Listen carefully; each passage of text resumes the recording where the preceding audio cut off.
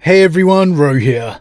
Today we're reviewing the Dawn of Fire series novel, The Gate of Bones, by Andy Clark. As always, it'll be a spoiler-free review, with a little spoiler talk about some of my favourite moments at the end. Now, the premise of this story is still very much telling the tale of the early days of the Indomitus Crusade, with mysterious and ill tidings in regards to the imperial world of Gafalamore.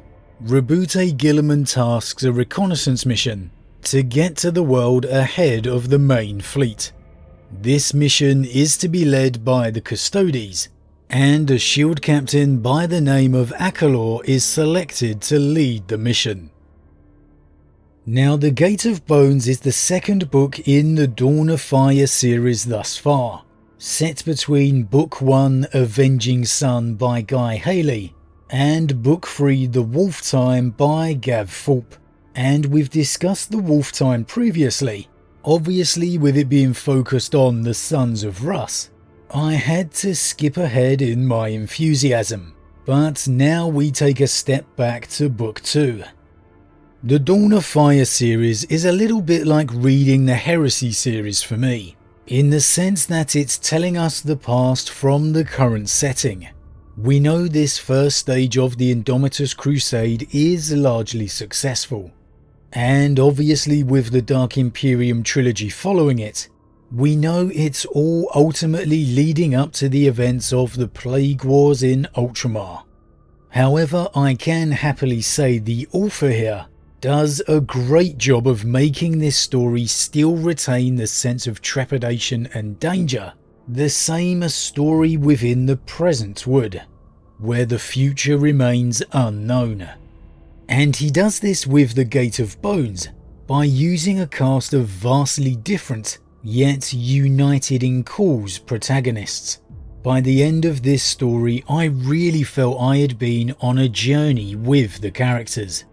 Now, that said, the first few chapters were a bit overwhelming for me, in that it just introduced too many characters too quickly. It felt like each chapter I was off with somebody else before I'd had a chance to understand the previous character. I didn't feel like I had a grasp of who was going to take me through this adventure, who I was pinning my hopes and emotions onto.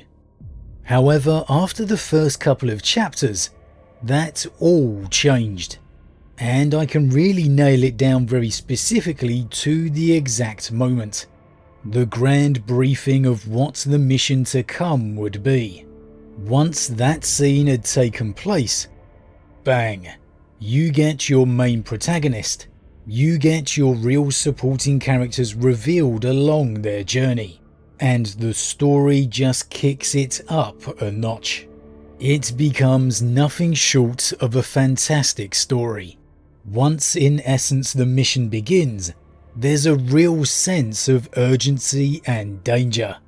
In thinking about it, it's actually quite a similar feeling to another one of the author's novels you've heard me rave about before, namely the novel Shroud of Night.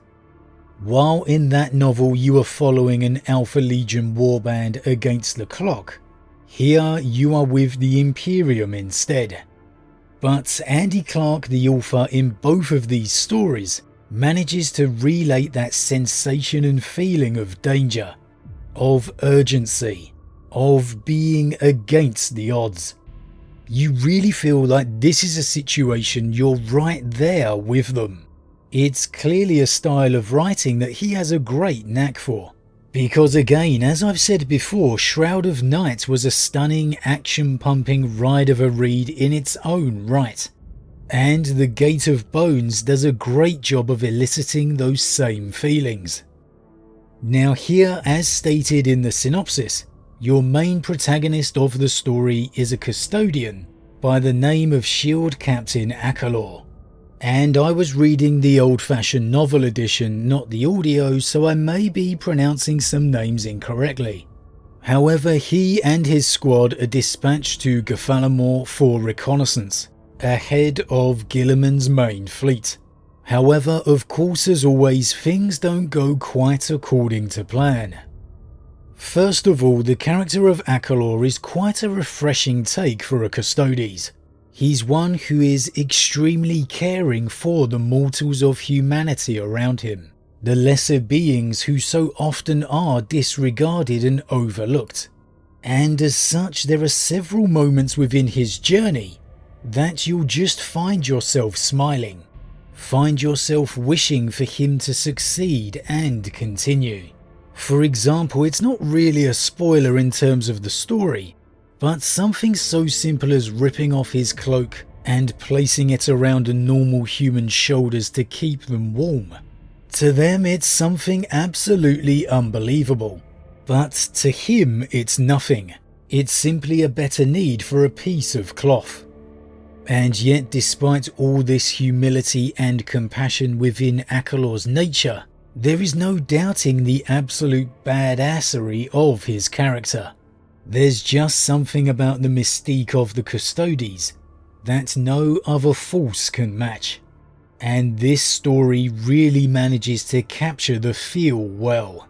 Not only does a mere handful of them feel like an absolute wrecking ball against the enemy, that the mere presence of them alone could turn the tide of inevitable defeat, but you really feel just how special the mere appearance of these guys is. That the Custodes alone are the symbol of the Emperor himself. When they are greeted by the Imperial forces, you feel the reverence of that moment, the reaction of the Adepta Sororitas, the jubilation and holy fervour it causes, the general of the Astra Militarum being almost completely overwhelmed, despite his very stoic nature. You feel like you are witnessing an iconic moment.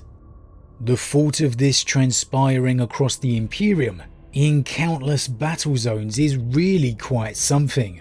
It really makes you feel like the unleashing of the 10,000, the removal of the Edict of Restraint, could really be the decisive factor the Imperium needs. Honestly, when you see Akalor and the Custodes in battle, it makes you feel like there's nothing chaos could throw at it that the 10,000 would let stand in their way. They are very much the Emperor's wrath incarnate, and the author Andy Clark does a brilliant job of representing that. They come across as everything you would expect the Custodes to be. Now, the real star supporting characters for me were the canoness of the sisters named Imelda and the Mordian general Dvorgin, and again I may be pronouncing some of those names wrong.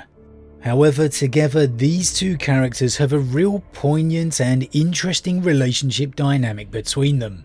By the time of this story, they've obviously already given everything in defense of the Imperium. And while they are both obviously tired and worn down, you get to see how the dynamic of faith can become such an important factor for the Imperium. The general is tired, weather-beaten and doubting, everything you would expect a general of the Astra Militarum to be. And the sister is very much the same. She is a beacon of devotion.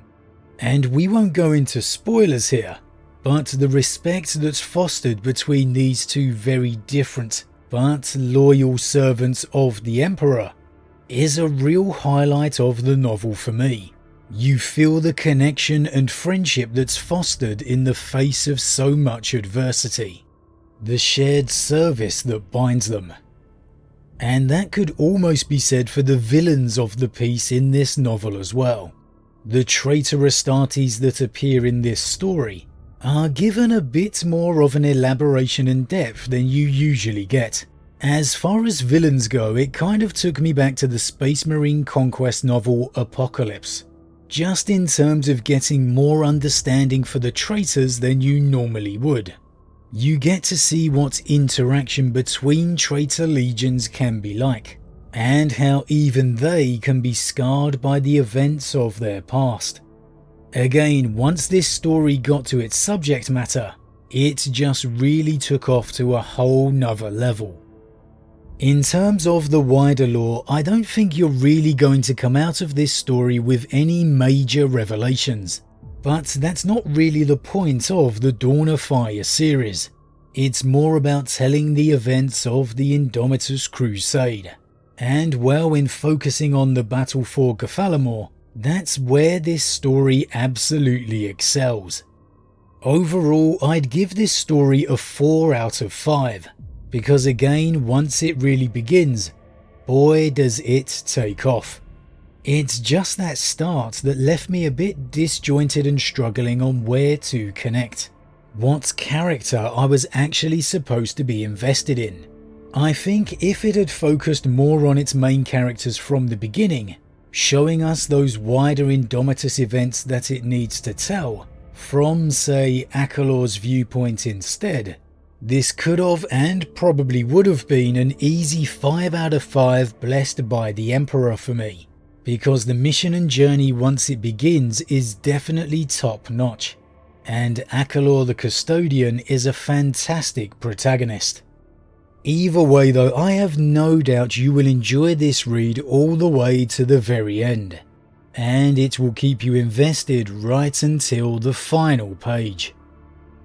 However, that's it for the spoiler-free review. If you've read it, as always, drop your thoughts in the comments below. Now we move on to just a few spoiler highlights for me that I wanted to discuss. So if you haven't read the novel yet, make sure to stop now. As well, I doubt it'll make sense for you anyway. But with that said, okay, let's talk some favourite moments. Now, witnessing Guilliman's revealing of the Eldari ambassador was a particularly interesting scene, as we've spoken about in other videos, and it was very interesting to see just how alone Guilliman really is. How even despite his warnings before and during, the men of the Imperium still felt the need to voice their opposition. And the moment for me where that one Militarum commander stood firm, looked the Primarch in the eye and still said his piece, that was really quite a powerful moment. And it really felt like Guilliman was almost playing to the crowd somewhat in his speech threatening the Eldari. I'm quite intrigued to see how this is going to play out, as in reading the Dark Imperium trilogy first, I really assumed the secret was under much more of a lock and key than it appears here. There's no way for me that word could not have escaped back to Terra. Again, as I said in the review, I really felt the story began in earnest after this scene. And honestly, what an entrance the Custodes made upon the world.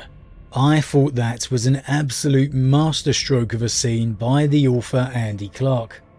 The panic-stricken civilian flying between praying to the Emperor and cursing him for abandoning them, just about to be devoured, and then bam, a flash of golden light, and the Custodes are there.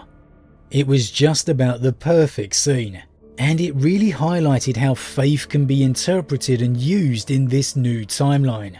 Again, I just thought that moment was really well done.